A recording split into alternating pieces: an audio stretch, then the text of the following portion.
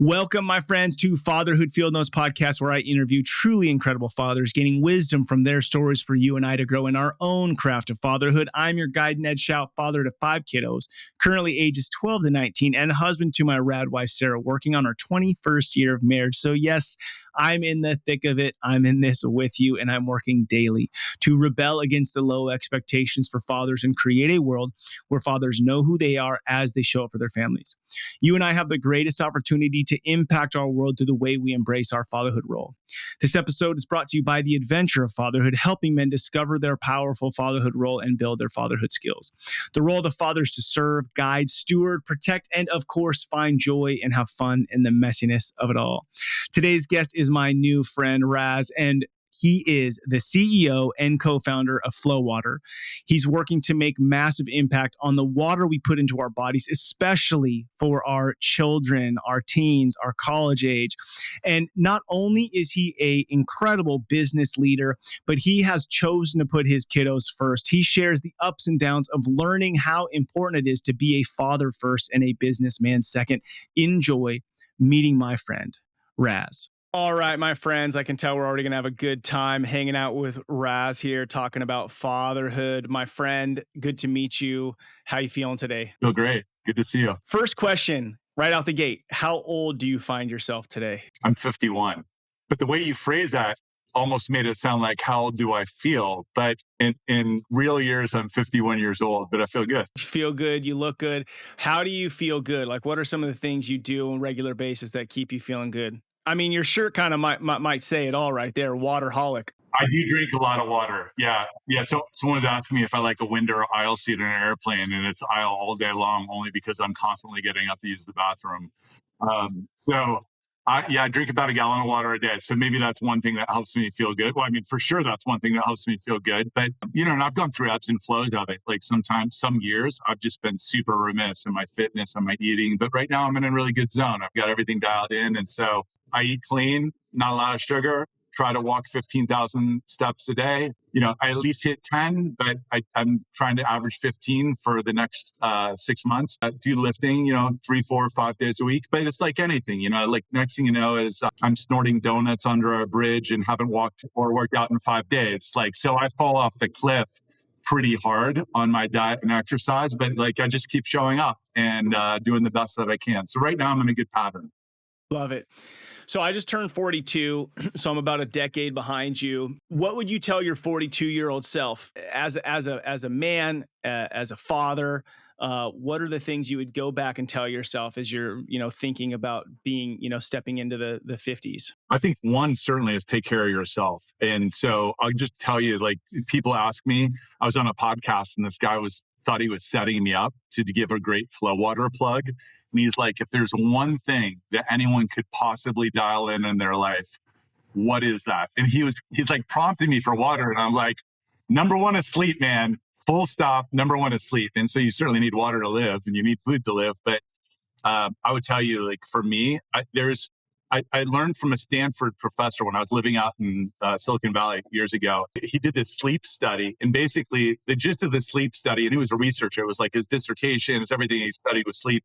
And basically your human body cannot develop a surplus in sleep, but it can carry a deficit. And you can have a multi-year, many, many hours deficit. So you can never overbank it, but you can't underbank it. And there's a cumulative, this is partly where I believe cumulative fatigue comes from.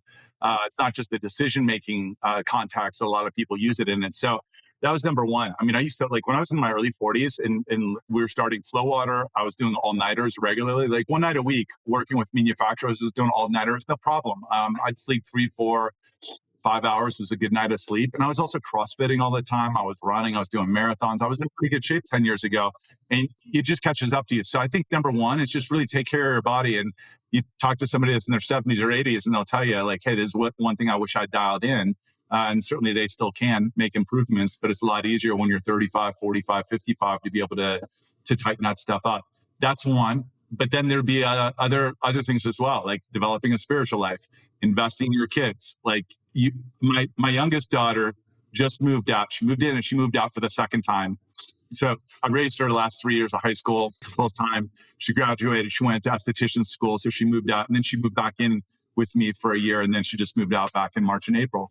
And you know how like you get these people that are walking by you that are like in their 60s and 70s and they say to you, oh, it goes so fast. Right. And you're like, yeah, I know, but this year's going forever. And I got this carpool and this travel team. And it's just so true. Like on a Friday night, I think some of my buddies look at me and they're like, oh, you live a single life and you got a motorcycle and you're a bachelor and you live in Denver and your Friday nights must be amazing. My Friday nights are often spent wishing that my kids were 10 and 11 and I could take them out for dad-daughter pizza night and then go to a bowling alley after.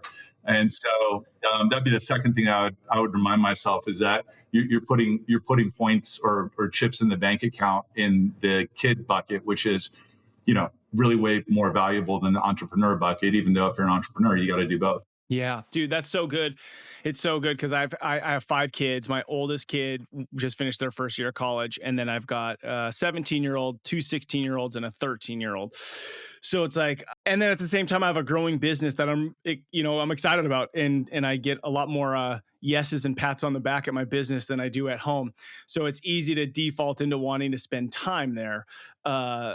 But I see like my kids are only going to be here for a little bit. So driving around for 2 hours, I did 2 nights ago, taking them to sleepovers, dropping friends off at the airport, all these things, that's going to not last forever.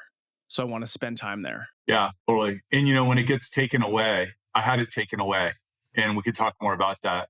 But when it gets taken away, you realize how precious it is. I spent 3 years fighting for being able to carpool on a Tuesday night. And we might talk about that a little bit more later, but more than anything in my life, I was desperate to have that Tuesday night carpool and have the kid conversation on the way home from school about why they had a crappy day. And I wanted to be the dad that was there for that, not just the dad that was there for the weekends. And so, totally get it in terms of trying to balance it, but then also you want that time to last. And then also sometimes it's just hard. Like it's hard, like anything. I mean, anything rewarding ends up being hard. And I'm not diminishing that either because I know it's a struggle and I remember what that's like. Well, let's just lean into that right now because I think some dads struggle with, gosh, like, man, my life is not about me anymore, which is, yes, accurate and true. And like, be excited about that. You've been entrusted with this responsibility,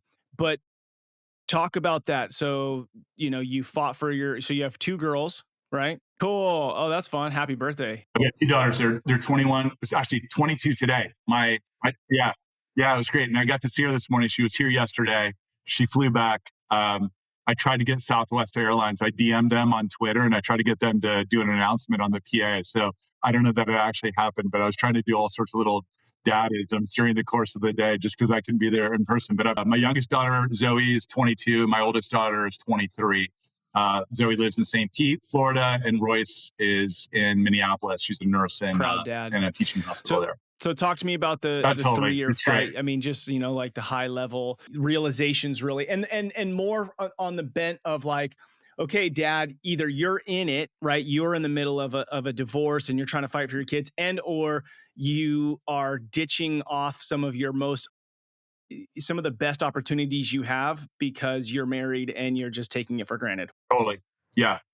And I'll talk to both because I think, there's a divorced dad story and perspective that I have, but then there's also a married dad that was trying to balance entrepreneurialism, kind of life's frustrations as well, my own aspirations, and then, difficulties in marriage. And some days it's good and some days it's not good. And so I could talk about kind of the dad perspective of that is for sure. The comment that I would make just in terms of that I was alluding to earlier in terms of fighting for my kids, the reality is I ended up, and I won't go into the details because it's really not pertinent to being a dad though. It kind of sets the stage. I ended up in Denver and my ex-wife, wife at the time, and kids were in California and they were all going to make the move. And then after I moved the company here, kind of found out that not only did my wife at the time not want to move, but she didn't want to get married. And then I was stuck running a company in Denver and they were in California. and I couldn't leave either, right? And so it was a complicated situation. And basically, my comment on this was I ended up spending a lot of time. I mean, 3 years, and I was ready to take every dollar I had down to zero if I had to. In not to make this sound so contentious, because everything's fine now, but like it was really contentious at the time where, I didn't want to be a dad in the weekends. Like I didn't want to be a Saturday, Sunday dad where I like took him to the pool and I'd go watch a volleyball game. I was just like, am I allowed to swear in your podcast? Okay, great. Like I was just like, that's bullshit. Like that's not being a dad. Like if that's the best that you can give, okay, but I could give more. I wanted to give more. And I felt it's not just that, but I felt a responsibility as a dad to show up on a Tuesday night when my kids had a shit day and they were frustrated and they were angry. They were angry with me, whatever it was. I wanted to live in the life with them, not just be kind of so I spent literally 3 years in more money than I feel like I should divulge going through family court services. And then I, thank God, found this lady who was a mediator, court-appointed mediator, to basically kind of sort all this out. And she was just the biggest advocate. And I remember asking her, like at the very end of the process, and I was just not making headway. I asked her, I was like, I'm not going to say her name, but I was like, hey, so-and-so. I was like, you've seen all the sides. You've interviewed my kids. You've been with me and my ex-wife then at the time. What do you think I should do? I was like, is this better for my kids if I just like walk away? And I didn't want to walk away. And she's like, look, it's like someday you're going to have to answer your kids when they're adults and they're going to ask you, Dad, why'd you quit fighting? Because they're going to figure all this out. So I kept going. And then I ended up with, basically full-time dad, which then ended up turning into a full-time dad. My youngest daughter moved in with me when she was 16 years old. And so had her full-time through high school. And my point is, all I wanted more than anything in my life, more than raising capital, more than selling a company, more than a successful business, more than a disruption of single-use plastic water bottles, which is what my company is about, more than dating somebody else and getting married, more than any car, vehicle, story, trip, I wanted to be there on a Tuesday night with my kids. That's what I was willing to die for. And because the Tuesday night with my kids is representative of everything else, right? And so that my comment on that is you don't realize, there'd be so many happier marriages if guys could go through a divorce, like through the experience of a divorce without going through a divorce, because they've done a quick sex over here. And that's so like, I better make this work. But part of that is you yearn for your kids and you want to be a dad. And a lot of dads give up along the way. So like talking about, there's divorced dads, many stories. I ended up doing a lot of reading, a lot of research about this. 10 million kids in the United States don't have an active dad in their life. And there's a lot of reasons for that. Some of it are, unmarried dads. Some of it are married dads that just aren't present. Some of it are divorced dads that just gave up. Maybe they did a bad job when they were being married, but they were trying to regroup. And my comment really about even as a dad in a married life, one of the things that I thought, and this is a mistake, and it's such an important realization for me. When you're married, you just think everything's 50-50. Like my wife at the time was a stay-at-home mom. I was like, out plowing the field, so to speak. And I just thought, hey, everything's 50-50. Like all the energy, all the emotion, all the investment in my kids, 50-50. And I don't mean it like in the 50-50 sense, like a tick for tack. I just meant like, this is all ours. Like the money is all ours. So the precipitous and gnarly thing about divorce is that there is really a 50-50 when you're dividing the assets. However, relationally, that suddenly, if the dad hasn't been investing in the kids, it could feel like 80-20 to the kids. Right? Like that relationship doesn't carry once there's a chasm that's created in the marital relationship. And so I kind of suddenly realized, I was like, holy shit, like I thought we were building all this together and for the kids in the future. And I don't mean to make it sound like it's all like people get divorced. It's usually two people's fault in it, right? And I know there's exceptions to that, but certainly in my case, there were two people and responsible for it. So I'm not at all finger pointing. If anything, I'll kind of point more to myself. But the point ultimately is that it's something that you got to invest in as a dad. And it's just like planting seeds. And I did a marginal job of doing it. I wasn't a bad dad, but I certainly wasn't a good or great dad. And the difference between being marginal and good would have been just skipping the riffraff. Like there's so much in my life of like, did I need to take that call during dinner?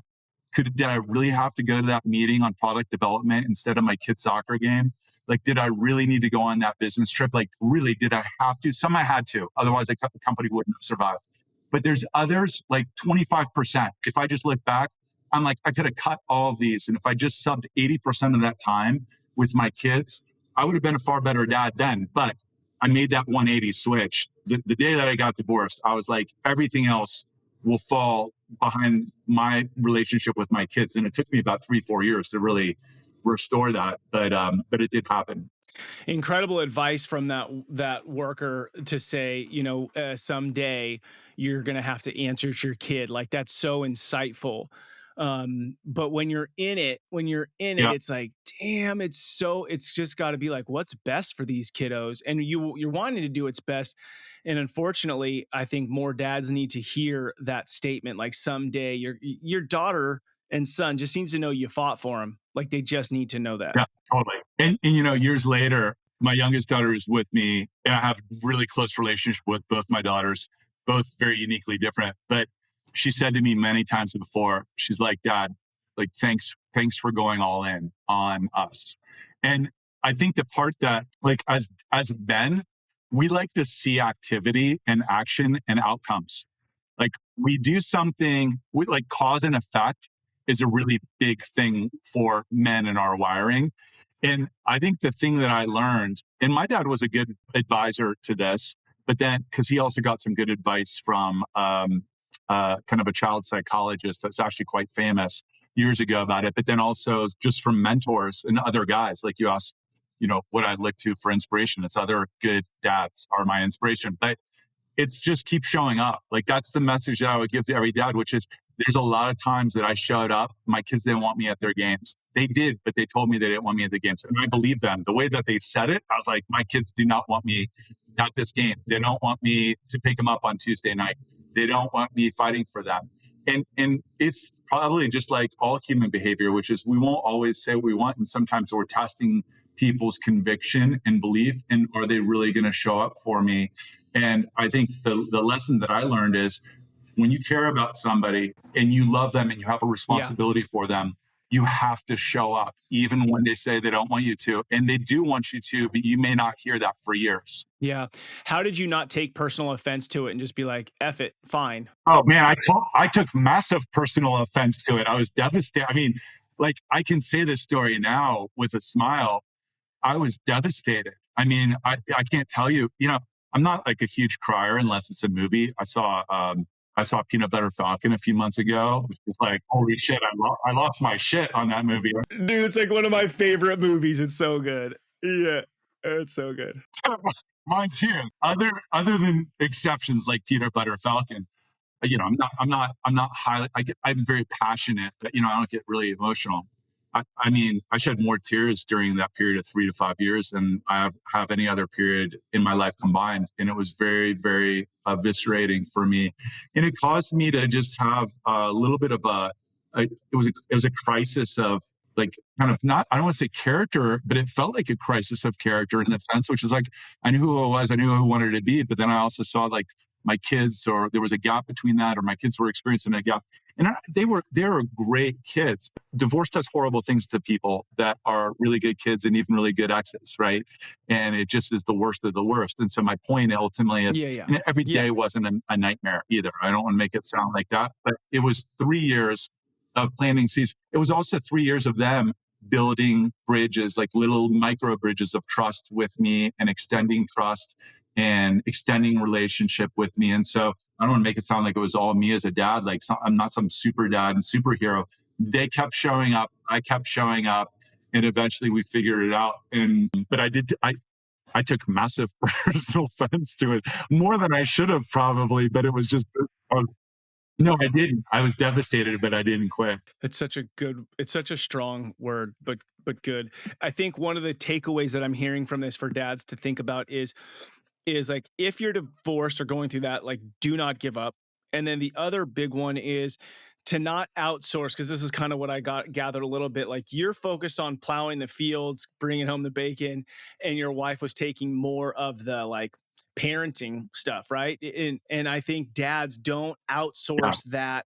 I mean, I talk about that a lot. Like, don't outsource, to the youth pastor or the pastor or the teacher or the coach. Like, there's a lot of things you don't want to outsource, but even intimately in the home, you need to build your own relationship with your kids. And I think that that's just so important, because I think it's easy. I think that's kind of the reason why I started this whole thing in a lot of ways was dads, I don't know, always, they don't know when to step in, right? Like the mom grows the baby, the mom feeds the baby, the mom delivers the baby, the mom picks the formula or the baby food. Like the mom just does so much. Like when does the dad step in and start engaging? And I think early on, step into this. Yeah, my oldest daughter was in town just before my youngest daughter this weekend, and we were talking about things that were the memories, special memories that she had, and one of them was she really remembered us going running, and like that was just a super emotional memory for her. And the thing that's amazing when I look back at it, I'm like, we went running and we did it a moderate amount, but it wasn't like it like my male entrepreneur business brain is like, well, if we're going to go running, if we're going to be runners, we need to be running 6 days a week. And, we need to be doing this for 6 years. And like that constitutes a runner with my kid. And the reality is she was just psyched to go out for a couple miles, sometimes much longer, but like 1-2 days a week, like just doing something. I look back, it's so easy when you look back and it versus the time that you're in, but I apply this now, which is, I could have answered ever since I got divorced until my kids turned 18 or 19 and maybe even 20. And this is no exaggeration.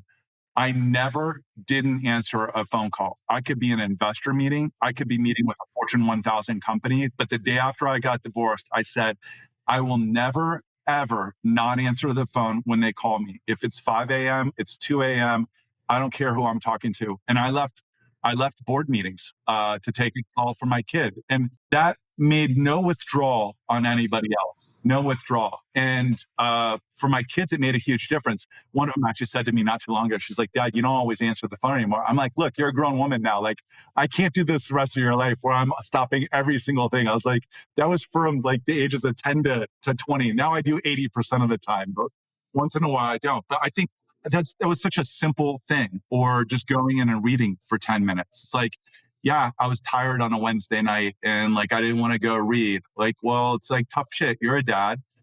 Go suck it up and go read. And you'll feel better as a result, but your kids will remember this forever. So that's kind of like what I think about now when it's time to spend time with my kids. Now I want to get every minute I can, but sometimes it's trade-off decisions that we all make, which is like, well, am I not going to work out, or am I not going to go out on a date, or am I not going to go work more, or whatever it is. Man, I love so one of our core values at our company is family first. And it's like constantly, it's a hard one to jockey to make sure you're actually living it out. But I think the value of you answering your kid's phone, in that season, because that's what was right, is the value it taught your daughters of like, my dad is there for me. But then every board meeting, every person around you who saw that, I mean, that just impacts families for generations. And it's simple, like you said, something major isn't going to change if I'm gone for 2 minutes. Like, this is going to be okay. I could definitely get better at that. Sometimes my family will tease me. I have like work mode and fun mode. So, working on that one. Yeah, well, I get it. I mean, listen, I had to do the same thing, which is now sometimes if I was on a board meeting, I would answer, and the way I would answer is this an emergency? So if it was an emergency, I'd be like, hey, are you cool if I call you back? Then be fine. Yeah. So like I was able to kind of bifurcate to get back into the business mode, but it's tough. It's a tough thing to do. You got a lot of demands and pressures. And I think this is the beauty, but also the challenge of being a dad is that it's when you show up and you want to go full out on it, it's a constant juggling act of having to kind of put your own, it really does make you selfless in many ways, or it forces you to be selfless. And it's hard. Like I had a hard time when I was married. I had a really hard time with like the ego of self of like, well, I want to do this. Like I want to go run marathons, or I want to do an Ironman. And like I did want to do those things. I actually ended up doing those things. Maybe I shouldn't have done those things because I could have been banking more time with my kids. And that was a trade-off decision, which is like I was rationalizing, hey, it's only 15, 18 hours a week. I can wake up at 4 a.m. and do it for like workouts 4 to 7. Well, that energy comes from somewhere. And I think like one of the biggest lies that people tell are like, you can have everything. Like these podcasts and these Instagram reels and like whoever these gurus are that's saying you can have it all and you can have everything. It's a total scam. It's not true. Like that lie gets people into trouble of trying to do too much and doing all of it poorly. The reality is you have to make trade-off decisions, and that's what you do, and that's what all of us are faced with doing. Some days I do it well, some days I don't. Yeah, dude, that is so important. Is just that acknowledgement that I can't do it all. So if I can't do it all, what truly are my priorities? And then if I look at my calendar and I look at my bank account and my energy, which I think is like one of the biggest ones we don't pay attention to, is like, cool, you got up at 4 a.m., you did the workout, you did the crush the day at work, and you came home at 5, zapped, zombie, and not fully present with your family. Totally. Like I might be there, but am I actually there giving them my thoughts, like paying attention? Well, how do you I've do made it? a lot of How shifts. do you balance I would it? tell you that I've been I started this company 15 years ago, employee benefits, health insurance stuff. And for like 10 years, I've been trying to get out of it. And last year, God gave me opportunity to go work at this other company for 3 months because I thought that's what I wanted to do. And it was like, holy shit, I really just want to be with my family. I don't want to be flying places and doing things. So it was so beautiful because I got this like little window of, here you go, this is what you've been wanting. And then I was like, wow, I don't even want this. And so it has transitioned me more into like, I do my job, I do it well, I run my team, and then I am spending as much freaking time with my kids as I can. I love it. I love it. You said God. Can I go on a quick tangent? All right, great. So this is a story. I think I don't want to tell this story in a way that it makes it sound like, oh, God rewards us for like, it's not like a genie in a bottle, right? So like, with that preamble, so I was recently divorced. My kids were supposed to be flying out to Colorado every other week to see me. We did that like 2 weeks. And at the end, 2 different weeks, bi-weeks, semi-monthly. At the end of the month, I was like, my kids are going to absolutely hate me and hate this at the end of the next 5 years. I was like, I can't do this. So then I started flying out every other week. So a friend of mine, and I was just like frustrated and struggling with this weekend thing. And then, through the family court, which I already told the story. So anyway, I thought, well, hey, maybe I should be there, like just be there during the week. I don't have my kids. I'm going to be sitting in my place, wherever it is. I was becoming quite broke going through divorce. Like it's a very financially eviscerating thing. So a friend of mine knew what was going on, and she called me one day and she said, and I've been debating about whether to kind of move back and spend half time there. And she called me and she said, I had a dream last night and God told me to tell you that you're supposed to rent a place in San Mateo so that you can be present with your kids. And that's what I was, she knew that I was debating this. So I kid you not, the next day I get on a plane, I go to San Mateo, I meet with a real estate agent that had a house that she was renting. It was the perfect house. She didn't give it to me. She gave it to somebody else. And I was looking all weekend, couldn't find a thing. She called me on Monday. She's like, hey, it fell through with other people. Do you still want it? And that to this day, I've had some nice houses. I've had some not nice houses. That to this day, this very humble 800 square foot duplex with one bathroom that my daughters and I shared is to this day my favorite place that I ever lived. But my point in telling that story, though, is I was super worried about how am I going to raise a Series B financing for my company when I'm not even at my company headquarters, and this is before everyone was working remote, like working 10 days a month, right? Yeah, it was like you're gone for 2 weeks, and then I was traveling the other 2 weeks. So I was like, I don't think I'm going to be able to raise money, but I made the decision that my kids were going to come first, no matter what, my business second, and like. I'm full on with my business, but I was like super full on with my kids. So I kid you not, the week after I made that decision, I get an email from someone from Sweden saying, hey, I'm super interested in your business. We're a potential investor. Will you meet with me if I come out to San Francisco? And that guy and that firm later, 90 days later, put $15 million into our Series B. And it couldn't have been any easier. I literally pitched 2 people for my Series B. One said no. One was really close to saying yes, said no. And then the second one said yes. It's unheard of. And then I did hundreds and hundreds of pitches, maybe 500 for my Series A. So I don't know. I don't understand all of like this supernatural and God's providence and hand in it. But I do feel like there was a message and it was clearly delivered to somebody that was supposed to deliver it to me. I obeyed. And then God just made a path to make these things happen for me in other areas of life. And I think that's true. Like, I think that is the nature of God. And if you don't believe in God, the supernatural. And certainly that's what happened to me. And so when you say God, that just made me think of this. And I don't know your spiritual leanings and your beliefs, but I developed a much stronger one post-divorce than I had the last 5 years of marriage. I got chills, bro. Why do I have chills? Okay, one, I mean, I would call myself a Christian follower of Christ. I mean, I'm all in on that as a youth pastor. So, but I'm not.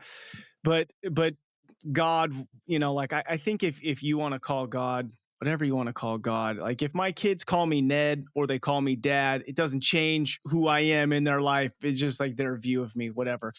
So Yeah. I have chills because I think it's rad how like you and I could sit down and jam out a business plan and we know this, that, and the other, and we're going to connect all these things.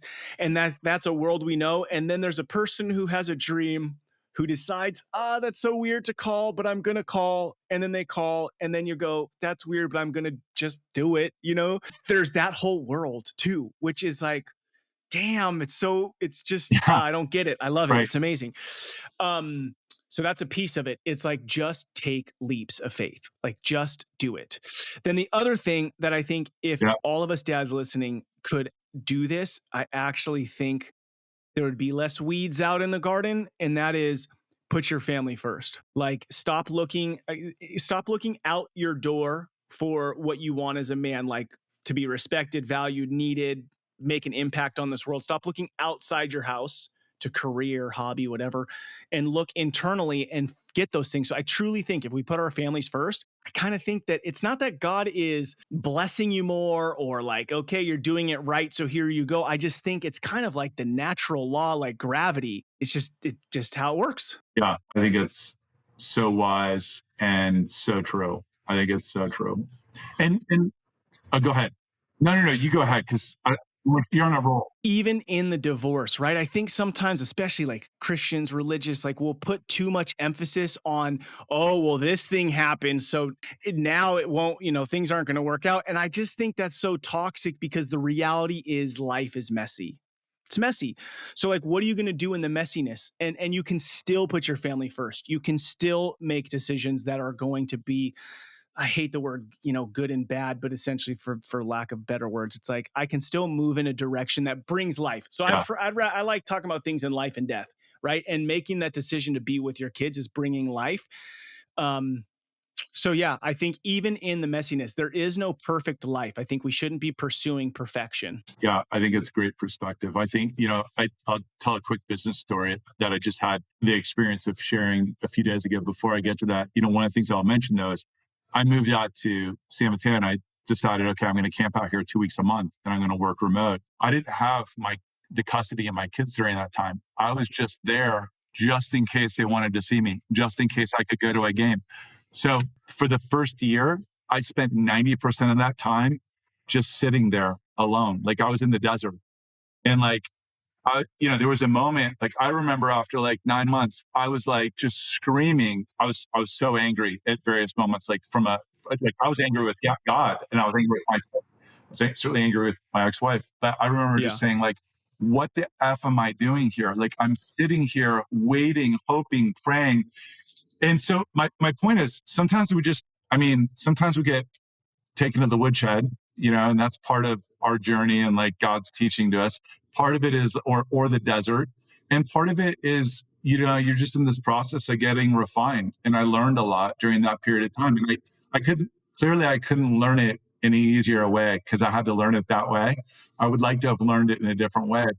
But part of that also, I think, just goes back to hey, this ends up so much of our lives we treat as a photograph and it's a movie, right? So you can look at someone's life, particularly from the outside in, you can look at someone's life and you see one snapshot. You're seeing one still of an entire movie. And we're so judgmental on that one still. Or maybe it's a scene. We're so judgmental. And you don't know, I don't know that maybe this person is going through this. And that clearly is God's plan for their life. And there is something that's happening with them. And I don't know the end of the movie. And it's not my right to judge where they are in the movie because I was at a different point in the movie and maybe it was better, maybe it was worse. And so I think it's really easy for us to judge the stills and the snapshots. And we shouldn't because we're not the author of the movie and we don't get to see the entire movie. Only us individually get to see our movie. Man, as you say that, it's like the thing that pops into my head is if I'm seeing in this scene of this movie for a moment, if I was, what's my role in this movie?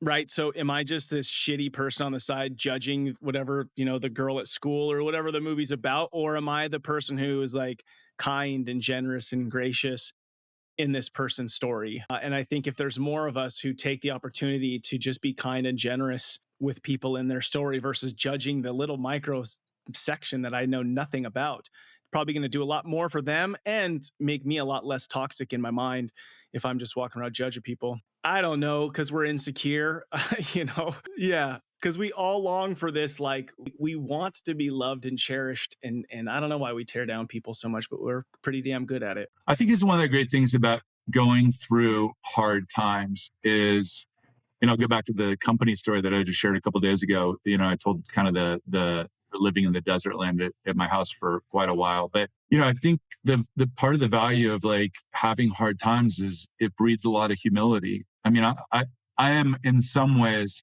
much more confident today than I ever have been in the last 20 years of my life, even though I had some like really high highs in the last 20 years. I was much cockier at my highs, and now I just feel an innate confidence. But the flip side is I have a much greater degree of humility, which is I know it could be taken away like that. And also, I know as good as I think I am, and I'm like decently talented. Like I'm not trying to be like self-pejorative, self-deprecating, but I will not be self-promoting in the sense that, yeah, I'm decent, but there are so many things that have to happen. Teammates, colleagues, investors, strategic partners, people overseas that are working with us in manufacturing. There's so many things that have to go right for this to work that I'm just one part of this process and it can all get taken away. And so I have a lot more humility, but part of that humility has come from, going through hard things. I mean, maybe that could be everything that I shared from a personal front. It could be almost losing my company multiple times and being hours away from bankruptcy during COVID, right after we were high flying in 2019. And we're kind of like a darling in the hardware tech space. And then I had my ass kicked there through COVID. And so I think it's the benefit, like we should use the hard times as it's a gift to us, but it really can be a gift to other people. Because now when I see a dad going through a divorce, like he doesn't need me to prop him up. I mean, maybe, but like I can't prop up 100 men and they don't need propping, but they do need these little pieces of encouragement and confidence and guidance along the way. I've had so many people over the course of my time come out of nowhere. It was almost angelic.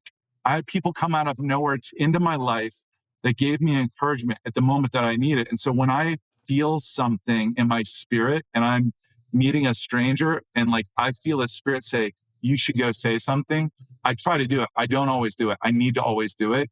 But part of that is I can use the humility that has been bestowed upon me that I have kind of earned, so to speak, or deserve, and use that as a gift for other people, because otherwise it's kind of just wasted on just me. And there's a gift to be given. You give agency to somebody by sharing that encouragement. But I used to be super cynical. I still am too cynical at times or judgmental, but less than I used to be. Yeah, and I think it's good to know the both sides of us, right? It's like, I don't know. Nobody wants Mr. Rogers around. I don't think. Yeah. I mean, I need a little bit of both. Okay, so you've alluded to it a few times, and I would love just share a bit. I mean, you guys have hit some amazing milestones as a company.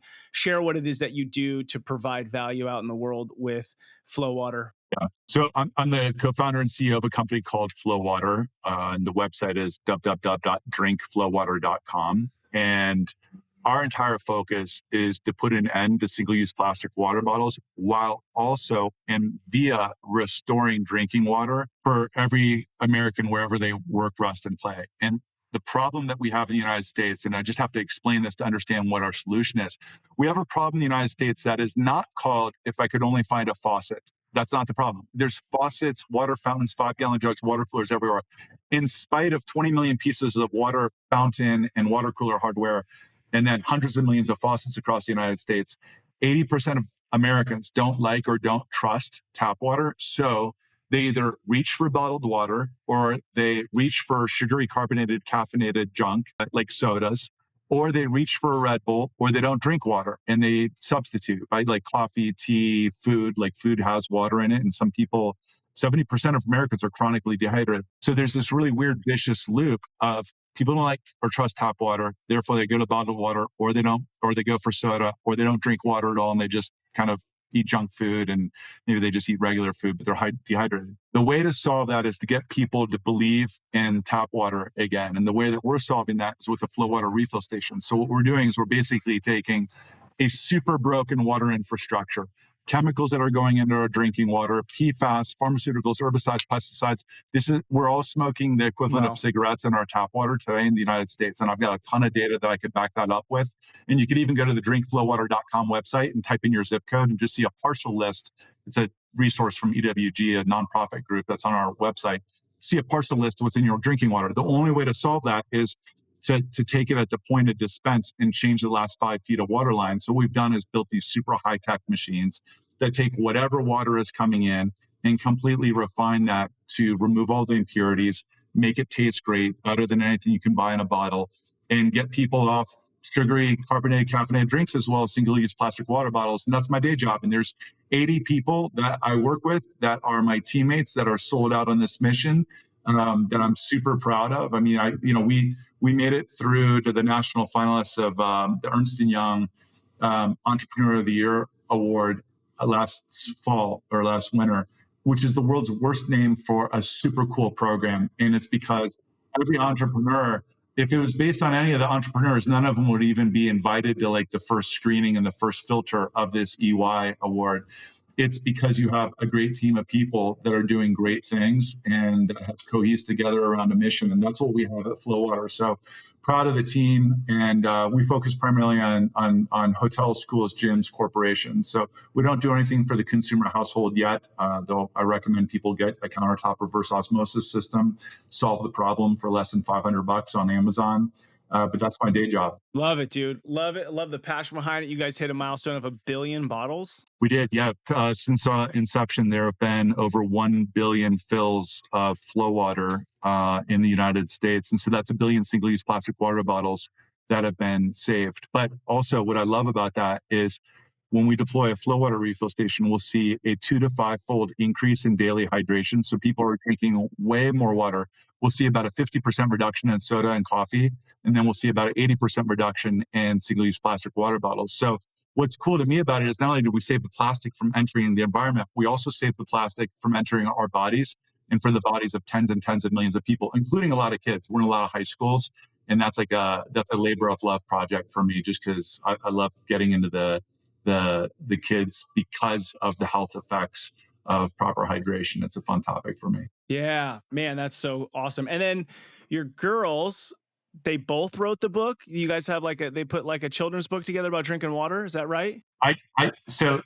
They were the recipients of the dedication. So I dedicated the book to both Royce and Zoe. Actually, it's funny. I don't think anyone knew I was writing this book until it was like on a family text thread. I was like, oh, hey, by the way, this is getting published this week. And my mom, it drives her crazy because she kind of finds out she's like, why don't you talk about this for the last 6 months? But my daughters did not actually do any writing, but I will say, I guess indirectly, because they've had such an imprint on me, there's probably a lot of Royce and Zoe isms in that book as a result of living life with them. Well, I'll put a link to the kids' book in the show notes, but I just think I think just in general, dads connecting with your little ones by reading a book. I wrote a kid's book as well. I think that's sick. I have it. I have two. I gave one away to a friend of mine recently, and I've got one more, but I've read it. It's fantastic. Oh, thank you. Yeah, I just think it's such a cool way to connect with your kiddos is like just read a book. And frankly get the message out there that drinking water is important, right? It's like as dads, we have this opportunity to teach our kids. It's like our kids are going to do what we do. So teaching them I mean, water's so good, but it is so weird because we live in a culture. I mean, do you know how many sparkling waters and just shit I have in my own house right now? Um, anyways. Well, by the way, Ned, this is what's so insidious. So this is where, like, I feel like one of the other things that we need to battle against as men and dads is deception. And it's so insidious. And what makes deception deceiving is that it's not obvious, obviously. And so, but for example, I'll just give you like, and this is just one example, but it applies to so many other areas of our life, whether that's like temptations in terms of activities or extracurricular or working out or, fitness, anything that can be a distraction. Those are even like good ones. There's plenty of bad ones as well that can be distraction. But just as it relates to drinking water, we have a super broken drinking water infrastructure in the United States. There's 50,000 chemicals in use in the U.S. Fewer than 100 are regulated by the Safe Drinking Water Act. Over half of Americans have been drinking water with lead in the last 5 years. The only acceptable amount of lead for kids is 0 parts per billion, according to the American Academy of Pediatrics. So here's the headline, though. The poorer you are and the more marginalized you are, the odds are the dirtier and more disgusting your drinking water is. And so what happens is you get companies like big bottled water companies, big beverage companies that are focusing on kids in general. It's basically today's big beverage companies are effectively like big tobacco in the 60s marketing to kids, yet it's still legal. It's still legal. And so I think it's one of those things where it's like, oh, we have a broken water infrastructure. Why is that? And there's a lot of reasons. And then it's like, oh, Coke and Pepsi or other big beverage companies are targeting and profiting off of the very nature of a broken infrastructure. And so it creates this vicious loop. And it's really deceiving how that happens, and then you go to like energy drinks and, whatever junk in jars and cans and bottles. And so I think this is just for me, like, that's just my business kind of equivalent of like, hey, here's what's really happening. Here's why it's broken. Here's why people don't want to fix it. No one's motivated to fix it. But we have all that in our daily lives as well, as it relates to being men and dads with all of these distractions and all of these deceptions. And it's easy to be deceived. Like, I'd like to say I'm not very easily deceivable, but I'm human. And so I am. Yeah. And it's good to be aware of. It's like, and to start asking the questions around just kind of regular things like, what are we doing? How are we doing it? And what are the micro shifts that we can make? I know we have just a few more minutes, so I'm just going to rep through a couple of questions for you. One question I love to ask is, what was your relationship with your dad like? What's one thing you liked or appreciated, and what's one thing you would change? I had a really great relationship with my dad growing up. I was the oldest of 5, so I did have to go through the first kid effect, So my dad was a lot softer and gentler with my youngest sister than me. But I mean, I look back on it very favorably, and it gave me some really good characteristics as well. My favorite thing was he was always there. He like, talk about someone that showed up. My dad, I was just telling a story to someone the other day. Never once in the history of my life did my dad ever go to a happy hour. He was at work and then he was at home. And when he was at home, sometimes he was working when he was at home or he was traveling, but he was never like out golfing with the guy. He had 5 kids. He wasn't out golfing with the guys and never went to a happy hour. My dad didn't drink, and neither does my mom, but like they didn't even go out to like social. He was present with all of us. And sometimes he was just like watching the news, reading a newspaper, but just even having his presence, he was present. And that was really memorable. We did a lot of activities. I mean, we always had an adventure that he was taking us on. Very memorable. One thing I would have, go ahead, what were you going to say? I just wanted to point this out for dads to hear. When asked about your dad, you talked about him just being in the home.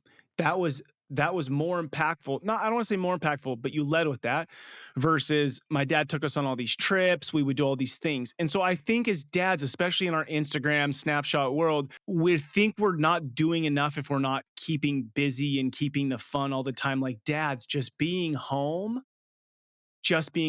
is okay. Like, that's good. And so anyways, I just wanted to point that out because I think we can get caught up in the fun. Anyways, go on. So what's the one thing you would change? And I know you probably wouldn't actually change it, but I think it just brings insight that all of us have an opinion on our dad at 40 or 50 or 60. I think he could have gone. I think he could have been a little gentler on me in terms of there was a very rigid structure. It's funny because there was an expectation to get stuff done. So if you said you were going to do something, you better do it. And there was a lot of accountability for when you didn't do what you said you were going to do. Sometimes that was me writing an apology note to a tree that I forgot to water. He made me do that once. So yeah. So I think there, and then there were some other ones that were like, a little tougher than that one. But I would say probably could have throttled back a little bit on not trying to over control, over navigate my boyhood and my fallibility as a kid, right? And I've tried to do that for my kids as best I could. That would be my advice to myself as well. Is I'm reading is it Mel Robbins? Well, no, it's on like it's like the Let It Be, I think, or the let them theory. That's what it is, and it's been really good for me. Which is, I sometimes feel like I need to take responsibility for changing the emotion that someone else is feeling, especially with two daughters going through like middle age, I'm sorry, like middle teenage years. There was a lot of emotion, and that's okay. And I guess I felt like I always had to navigate that or be like, oh, hey, like, let's settle down. And like, I apologize. And I could just let them have the expression of the emotion. And I kind of wish I had more capacity to be able to do that as a young man. And I'm trying to lean into that capacity now. And I'm also trying to let other people have that same capacity. Man, well, I'll tell you, you gave me a gift. So I have 4 daughters and a son, and in a moment there, I felt like, dude, I'm hearing my son talk at 50 years old about me, because I'm hard on him in a lot of ways because he's my son, right? He's the one kid that needs to go provide for a family one day.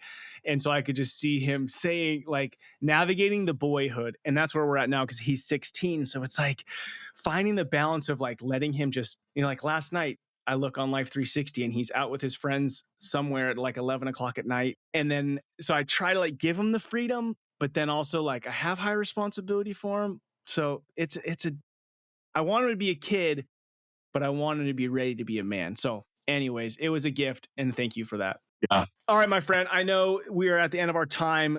My last question is if you were to peer in the homes of your daughters in 30 years, so they're going to be right there, 50 years old, right where you're at today, what would you hope to see by peering into their homes? What's being played out that just puts a smile on your face, a tear in your eye, and you're like, all right, I feel good. I showed up, and their life is beautiful. A great marriage with responsible men that exude integrity, with a family that has a material relationship with God.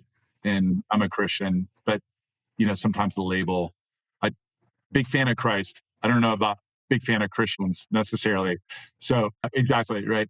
So having a rooted spiritual relationship with God, and then, God willing, healthy kids that are living a great life of learnings, love, responsibility, wins and losses, and with a dad that they are enthusiastic to see whenever he decides to drop in. I love it. Man, I have so enjoyed our time together. And thank you for fighting Likewise, thank so you. hard for your kids. I mean, these things that will stick with me and I hope stick with guys is you're like, I lived in this 800 square foot place. It was my favorite place as I look back.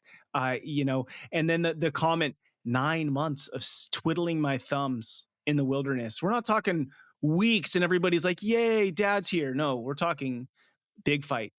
So thank you. And I know that that's going to have impact for generations. I look forward to continuing to follow you, FloWater, see all that you do. And your daughters are incredibly blessed to have you as a father. And I just wish you all the best, my friend. Thank you. Likewise with your family. And I love what you're doing. I love that there's a podcast about being a dad and hearing the trials and tribulations of it. I think it's the greatest thing. So thanks for doing what you do, and great job being a dad and showing up for your kids. Super cool. It's inspiring. Like, that stuff inspires me as a man. It gets me. It's the juice. It gets me amped to see other dads fighting to be a good dad. Doesn't mean they are necessarily at the point where they would call themselves a good dad, but just to fight. A man in a fight to do something. Totally. I love it. But I can tell you're also a great dad, by the way. Like, so I have my moments. I have my Ned, moments thank like you. all of It's great us. seeing you. Thank you so much. All All right. right, until next time. What an incredible conversation. I love the vulnerability. I love just jumping into real life. I mean, as I reflect back, thinking about how do we look at somebody's life? Are we just taking a still and making an assessment? I love that. My major takeaway is really around, thinking about speaking to my own son when he's 50 years old. What is his experience what is he going to reflect on his experience of living under my roof for 18 years? And we're at this pivotal moment with him as I'm working to create a lot of responsibility, opportunity, discipline, structure to step him into manhood, while also realizing that I want to create a lot of space for him also to get to be a boy for as long as he can, in a sense. Obviously, we don't want that to go into the 30s, 40s, although we want to be able to carry both, right? As men, we want to be able to go show up, take responsibility, feed the family, provide, protect, steward well, while also creating space to be able to be silly and to play out in the dirt, for lack of a better word. All right, my friends, if these conversations are helpful, please write a review. Please send a text to somebody with this link saying, hey, you got to hear this. You're a great dad, and I think you'd enjoy these conversations. Fatherhood is so important for our world. Our world is in desperate need of leaders. We're in desperate need of a family. And it starts with I believe truly that a father needs to go in and sacrifice and love his family well, whatever that family looks like. So write a review, share it with a friend. If you've got a good, somebody you want on the podcast, shoot an email to ned@rebelandcreate.com. Thank you to all you dads out there listening to Fatherhood Field Notes podcast. What you do matters. Don't be like everybody else. Be yourself. That's who your kids, spouse, and community needs. This is your guide, Ned Schaut. Together, let's rebel against the view that fatherhood has little impact, and let's create lives engaged in mastering the craft of fatherhood. Much love to you, my brothers. I look forward to hanging out with you next time.